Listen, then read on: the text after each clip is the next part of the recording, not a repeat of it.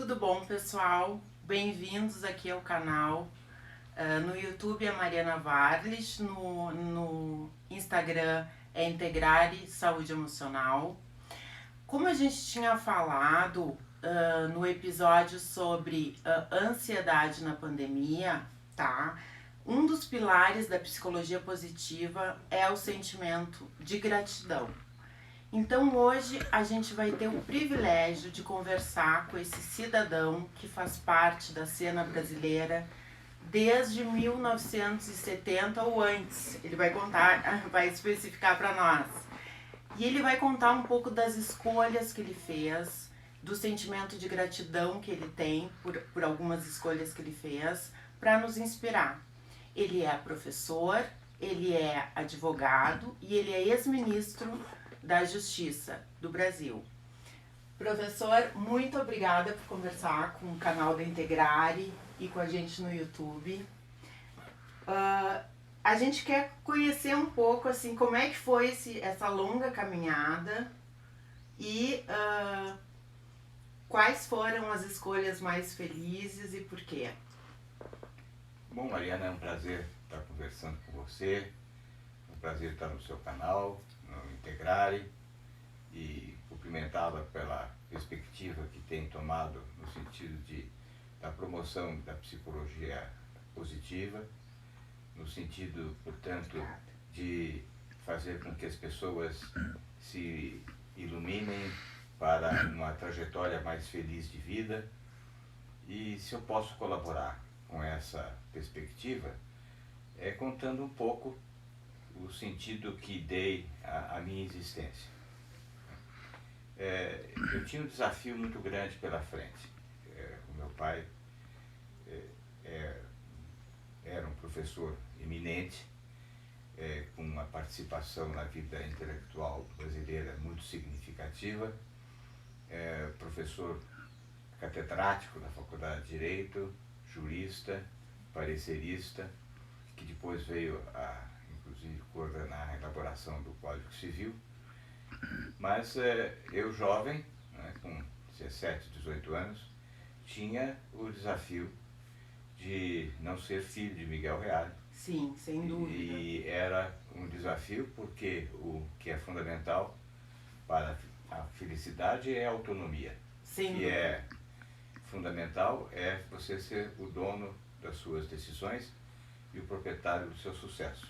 Se você deve o seu sucesso a outrem, você é apenas um devedor, não de gratidão, mas você é um devedor de dívidas impagáveis, né? E, portanto, vai ser vítima de um sentimento de inferioridade. Exatamente. Então, eu tinha esse desafio. Quem me ajudou muito a enfrentar esse desafio foi a sorte, né? Eu era estudante da Faculdade de Direito, já num movimento no sentido de seguir uma outra linha de atuação. Eu tinha feito a Faculdade de Filosofia, concomitantemente, até o momento em que eu realmente não aguentei a puxada de fazer 2 cursos e ainda trabalhar em escritório de advocacia na parte da tarde. Mas eu estava indo na linha do direito civil quando surgiu a oportunidade de eu fazer um júri simulado. Por que eu digo que a sorte me ajudou? Porque eu era aluno do 4º ano da Faculdade de Direito, o meu professor era o meu grande amigo, que depois veio inclusive a ser, por mim, examinado para concurso a titular. É o Ricardo Anderucci, um grande amigo até hoje, nós falamos quase que diariamente. E o Ricardo Anderucci era meu professor e sugeriu à classe que nós organizássemos um júri simulado. Nesse momento eu senti que meu destino estava sendo decidido. Eu me ofereci a ser advogado de defesa. E por que eu digo que é sorte? Porque os nomes dos proponentes a advogado de defesa foram colocados num saquinho preto e eu sabia que o meu nome ia sair o sorteado. E saiu. Que maravilha. E a partir daí eu fiz júri simulado, me dei bem no júri, fiz 2 júris simulados difíceis, muito difíceis, E a partir daí me entusiasmei pelo direito penal, que era uma matéria para mim naquela época secundária. E fez sentido naquele momento o direito penal. E ao mesmo tempo comecei a fazer júris e a trabalhar. Fui trabalhar numa vara criminal como auxiliar do juiz. O juiz me recebeu. Foi outra sorte encontrar esse juiz, Gonçalves Sobrinho, que me acolheu nessa vara criminal. E lá eu passei a fazer tudo. Eu dava sentença, eu fazia o papel do promotor, eu fazia o papel do advogado de defesa, né? O juiz e o promotor se estabeleceram como amigos e confiantes em mim. Eu era um jovem, eu presidia audiência, inclusive com grandes advogados. Que maravilha. Professor, mas eu acho assim que esse desejo de autonomia também chamou essa sorte, né? Sim, era necessário, porque se eu não tivesse feito minha autonomia, eu até brincava com meu pai, eu dizia para ele, eu segui a área criminal para não fazer sombra para você. Que maravilha.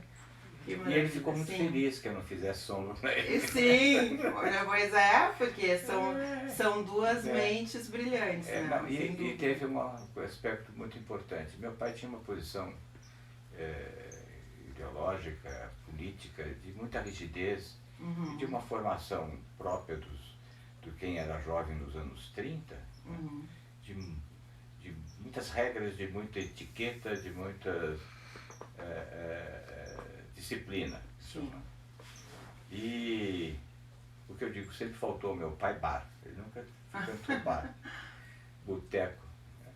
Então, a advocacia criminal, no contato com os erros, porque o que faz o advogado criminal, ele vai trabalhar no submundo da existência. Um pouco o que o psicólogo faz também, vai trabalhar com a desgraça, vai trabalhar com a dor, vai trabalhar com a insatisfação, vai trabalhar com a frustração, né? É isso.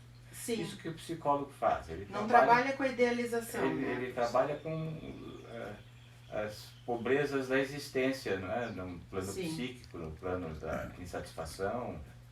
E o advogado criminal vai trabalhar com o erro, com quem praticou um mal, para quem praticou um delito, quem prejudicou alguém. Sim. E tem suas razões, ou quem praticou um delito explicado por determinados motivos. Mas que se choca com uma regra geral. Se choca com uma regra geral, mas ele mata alguém, mas ele mata alguém dentro de um contexto que é necessário conhecer. Então, a advocacia criminal me abriu um mundo, me abriu a possibilidade de compreender a natureza humana. As pessoas não nascem para ser certas, elas vão trilhar caminhos nos quais elas vão errar muito. E tem as suas razões, suas motivações para esses erros. E o que o advogado criminal vai fazer é tentar compreender esses erros e adequar essa situação para uma solução a mais justa, para que ele possa ser absolvido ou ser condenado, mas de forma justa, de forma proporcional, de forma razoável, para que também ele não seja vítima de uma condenação fruto do preconceito, fruto da perseguição, da vingança, né? E ao mesmo tempo compreender, e mesmo que ele tenha errado, compreender essa pessoa. Ser inclusive amigo dessa pessoa, na compreensão dos seus defeitos, das suas falhas, das suas fraquezas. Sim. Você vai trabalhar com a fraqueza humana. Sim. Vai trabalhar com a fraqueza humana, trabalhar com os sentimentos os mais fundamentais. Isso abre muito a mente, porque faz com que você compreenda o outro.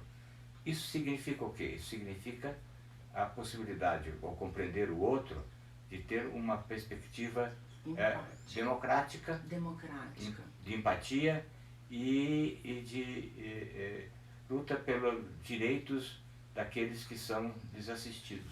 O senhor falou uma palavra agora que justamente que eu queria entrar, porque famosamente o senhor tem uma caminhada, né? Foi uma escolha sua, uma caminhada no sentido de fortalecer a democracia brasileira, que é uma democracia relativamente jovem comparada a outros países.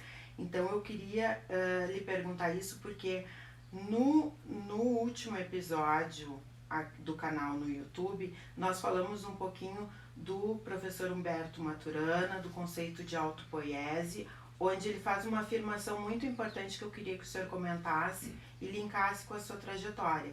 Ele diz assim que do ponto de vista biológico, a democracia é um sistema fundamental para, vamos dizer, o desenvolvimento do ser humano, que o ser humano precisa ter um leque de escolhas, os quais ele possa optar vamos dizer assim, agregar a sua existência, né, e impulsionar uma resposta para o ambiente. E se ele é um ser humano subjugado, se essa pessoa é subjugada por qualquer sistema, ela vai adoecer e essa sociedade vai adoecer.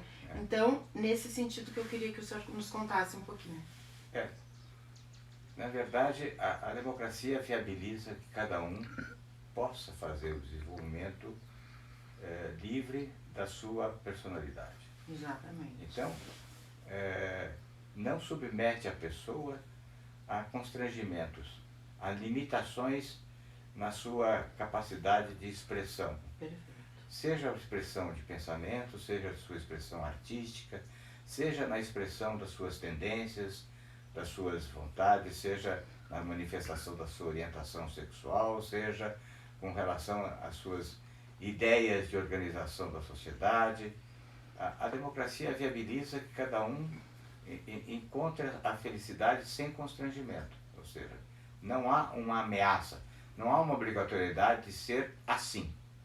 Não vamos dizer, subjugar. Subjugar, né? Você tem que ser assim. Uhum. Né? A ditadura faz com que as pessoas se igualem. Eu chamaria isso de uma unanimidade cinzenta. Uhum. As pessoas são iguais, são idênticas, têm as mesmas reações, têm as mesmas motivações, elas obrigatoriamente reagem da mesma forma frente aos mais diversos acontecimentos, porque elas foram moldadas a serem dessa forma. A pequeno ser humano, né? Limita o ser humano, lhe retira a capacidade de criação. Liberdade é capacidade de criação. E se você não tem a liberdade de criação, você não tem a capacidade de encontrar felicidade, porque você está sendo coartado por uma força externa. Exatamente. Que lhe impõe ser de determinada forma, sob pena de sofrer consequências graves, ameaças, limitações.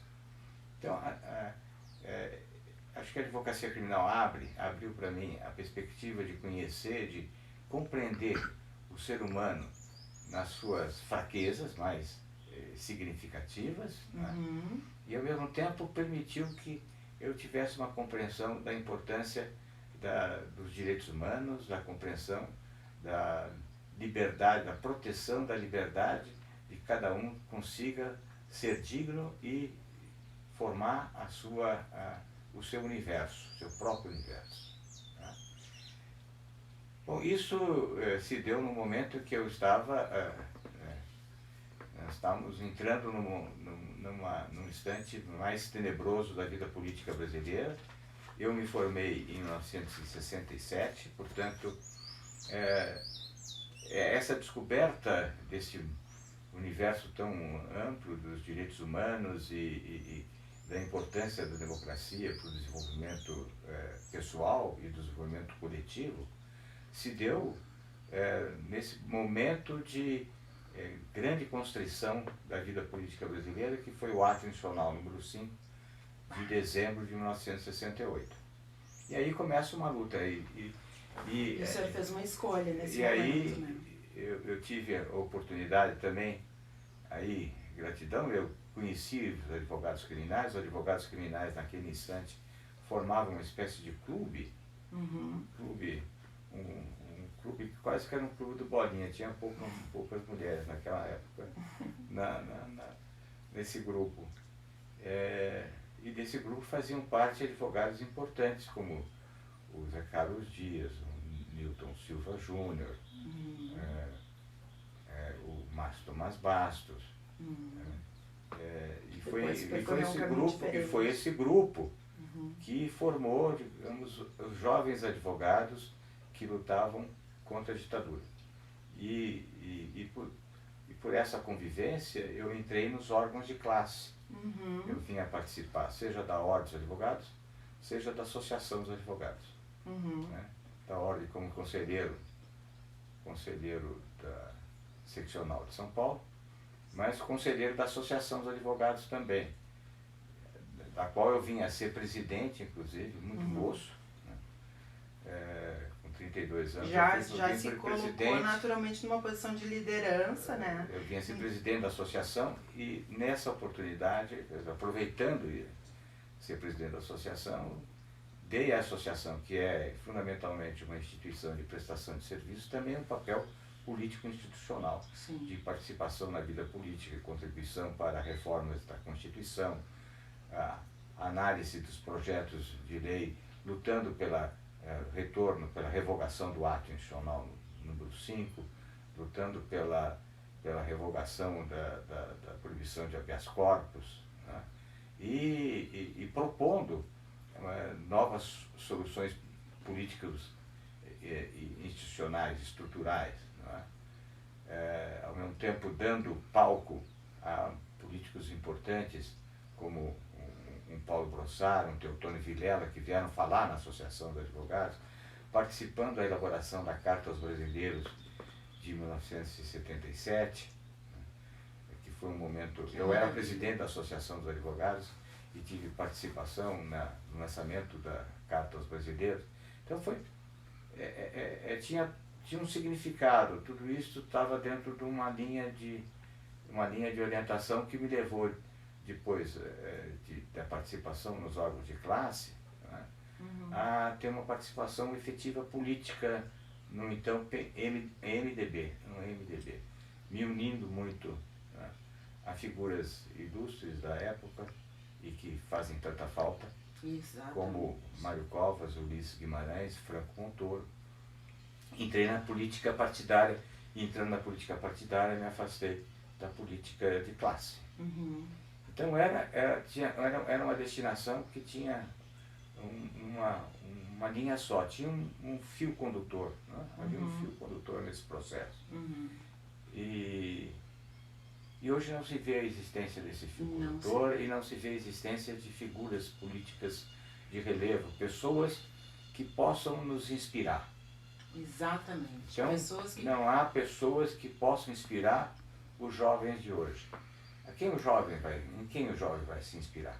Não tem quem. Não tem. O presidente da Câmara, que é o mais importante líder que se contrapõe aí à presidência da República, ele não é uma pessoa que gere expectativas, que reúna, que tenha capacidade de aglutinação. O presidente do Senado, a mesma coisa, o presidente da República, nem se diga, ele tem fiéis, ele não tem seguidores de ideias. Eu queria só colocar uma pergunta rapidamente, assim, quando o senhor percebe, o senhor que acompanhou, foi uma testemunha, né, tendo, acredito eu, que uma intuição para defender a democracia, que a gente, conforme a gente já viu aqui, é um elemento fundamental da nossa saúde, né? A gente poder fazer as escolhas, expressar quem nós somos, tá? Isso se dá num sistema democrático. Então, o senhor que acompanhou toda essa trajetória, amiudemente, da política brasileira, eu queria fazer duas perguntas. O senhor já entende para onde nós vamos, intui para onde nós vamos, e se a gente já viveu um período tão difícil, porque para surpresa de muitos brasileiros se falou em AI-5, para surpresa de muitos brasileiros a gente está vivendo algumas questões aí bem diferentes do que haviam se comprometido, né? A gente não pretende fazer do canal uma discussão política, mas eu gostaria de ter a sua percepção pessoal, já que o senhor está contando essas questões todas da sua vida, tão fundamentais para a vida brasileira também, e entender assim quais são os seus arrependimentos nessa trajetória, se existem, porque acredito que também é uma exigência muito grande, né, a gente estar lidando com essas questões publicamente, e quais são os seus momentos de maior gratidão pra gente? Fechar. São tantas Ai, perguntas que eu não sei como começar. Perdão, eu faço de novo. Vamos fazer um resumo. Bom, para onde nós vamos? Né? É uma incógnita, uma absoluta incógnita, porque nós estamos no meio de uma pandemia que causa frustrações, causa medo, causa receios, causa isolamento. O outro é sempre visto como alguém que pode ser o contaminador. Nós somos todos iguais, porque somos todos pessoas passíveis de sermos contaminados. Exatamente. A contaminação é o que nos iguala hoje. Né? A fragilidade. É o príncipe Charles que tem Covid, como é também um pobre coitado da Cracolândia que tem Covid. Quer dizer, o vírus, de certa forma, democratiza a doença. Né? E que causa um pânico geral na sociedade. Né? É lógico que esse pânico é maior naqueles que são desassistidos, que não têm meios para sobrevivência, que perdem seu emprego, que perdem o seu negócio. Então, nós temos já esse pano de fundo terrível da Covid. No caso brasileiro, nós temos a ausência de liderança, a ausência de orientação de como enfrentar essa doença. Porque a orientação que existia do então ministro Mandetta foi eliminada, afastada. Nós ficamos ao sabor dos acontecimentos. Nós temos aí discussões políticas absurdas sobre a vacinação e, ao mesmo tempo, não se tem uma orientação segura. Vai ter vacina? Quando vai ser? Onde vai ser? Não existe uma transparência. Existe todo um terreno movediço, até no que respeita à salvaguarda da vida. Exatamente. Isso é trágico, porque as pessoas ficam numa profunda insegurança. E é um preceito democrático também. E as pessoas estão exaustas. Exaustas não só com a doença, mas exaustas com a falta de orientação, com a conturbação psíquica que você não quer politizar, está certo, mas eu não posso deixar de dizer que o governo atual cria uma sensação de insegurança. E isso não é um problema de politização, é um problema de constatação objetiva. Concordo. Então, por outro lado, como eu já disse, não existem lideranças, nós não sabemos para onde nós vamos. As pessoas estão exaustas.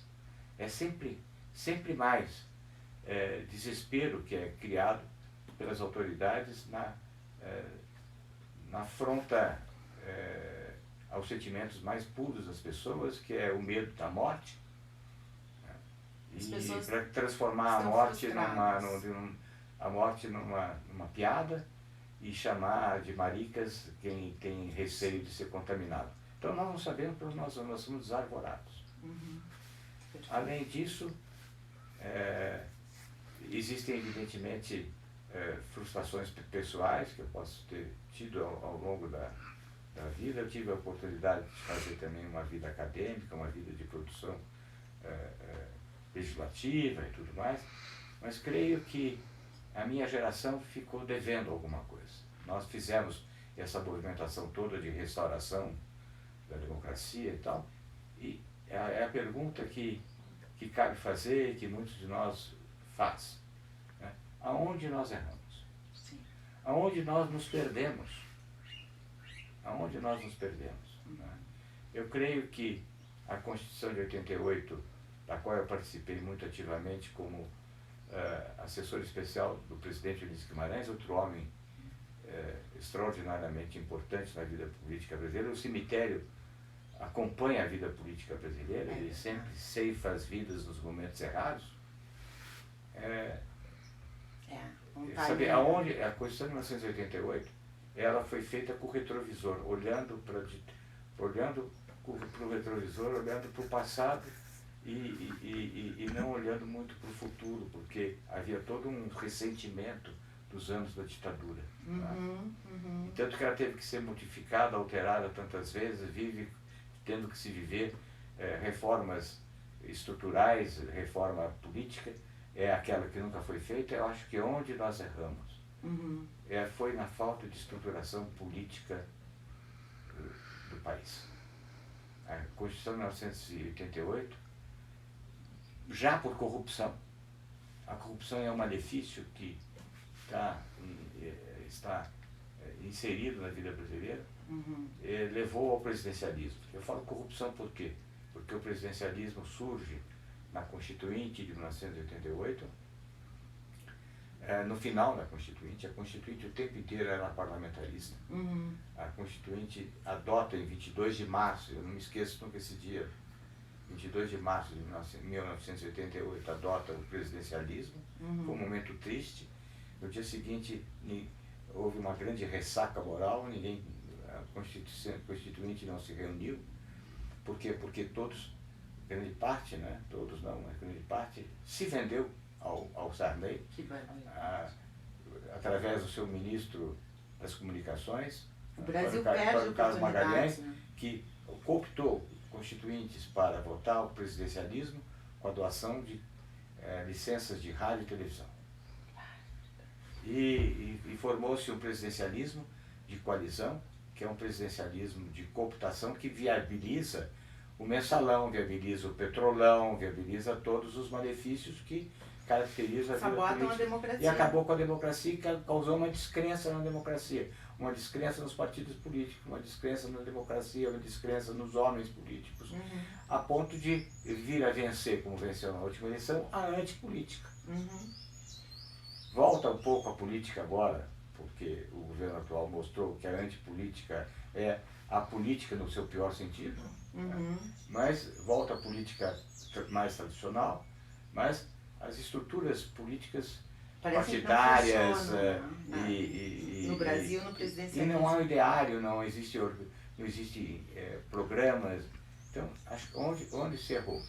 Se errou porque se cedeu espaço para a corrupção, se cedeu espaço para uma estrutura de governo. O grande erro do Fernando Henrique, do qual fui ministro da Justiça, foi não ter feito a reforma política. Ele tinha condições, pela sua autoridade,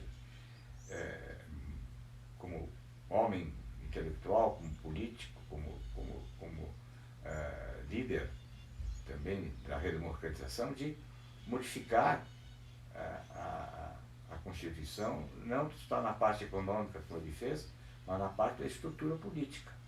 Ele consagra essa estrutura política, que é a estrutura da cooptação. Falam que é o presidencialismo de coalizão, não é o presidencialismo de cooptação.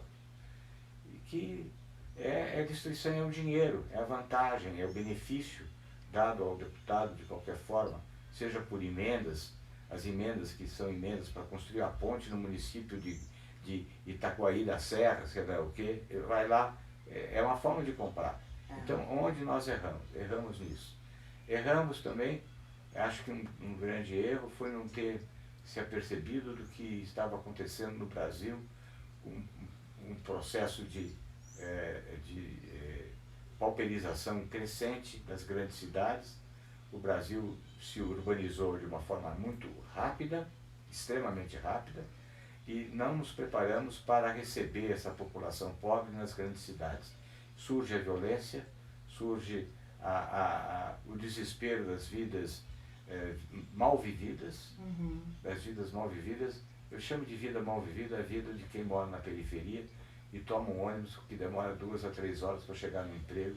Sim. E depois toma de volta. A pessoa que não pode ter uma qualidade de vida. Nada. Né? Ele chega em casa exausto, ele passou 2 horas, 2 horas e meia esmagado dentro de um ônibus, e essa é uma grande parcela da população brasileira que diariamente acorda cedíssimo para pegar o ônibus, para ir trabalhar, e não tem pega esse ônibus.